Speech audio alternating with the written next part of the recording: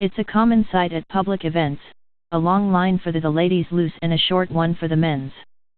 In Canada, however, one venue hopes its new all-inclusive gender-neutral toilets will help to alleviate that problem.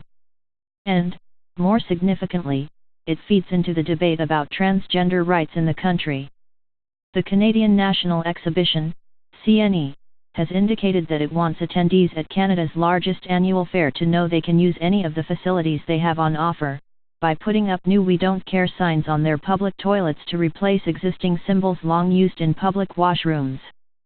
Photos of the signs by Kansas-based artist Peregrine Honig, who tweeted the design in April, have been widely shared on social media by many who see it as a way of including those who identify as being transgender, or non-binary.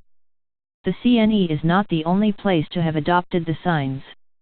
In the U.S., the 21C Museum Hotel in North Carolina adopted the sign to protest against a law that requires people to use bathrooms consistent with the gender they were assigned at birth.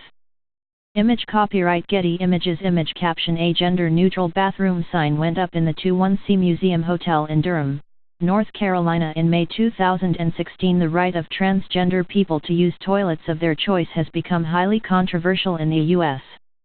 In the U.S. and Canada, all-gender bathrooms are being adopted increasingly by businesses and educational institutions, as awareness grows about the transgender community. But there is opposition to the move. Image copyright AFP Image caption Some U.S. schools have already introduced gender-neutral bathrooms or allowed students to choose. Critics say men could enter women's toilets by calling themselves transgender, putting women and children at risk. However, pro-transgender rights activists argue that there are many cases of men assaulting women in which they do not pretend to be women in order to do it. On Monday, a Texas judge blocked an order by the U.S. government that schools permit transgender students to use bathrooms consistent with their gender identity.